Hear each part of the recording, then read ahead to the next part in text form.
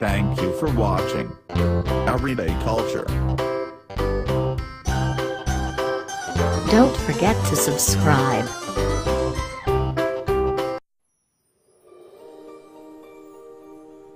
You will never suffer from cough or bronchitis again. Natural remedy.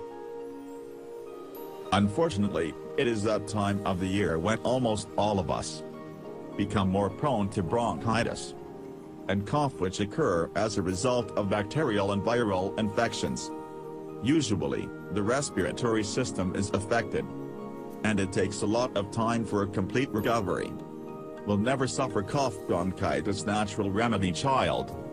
A cough or bronchitis is manifested with persistent dry or wet cough, and usually lasts from several days to 3 weeks. It can affect both adults and young regardless of their age. Stop using those drugs and medications to treat your cough or bronchitis.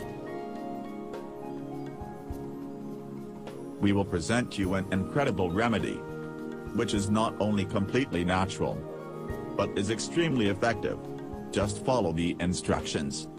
Recipe.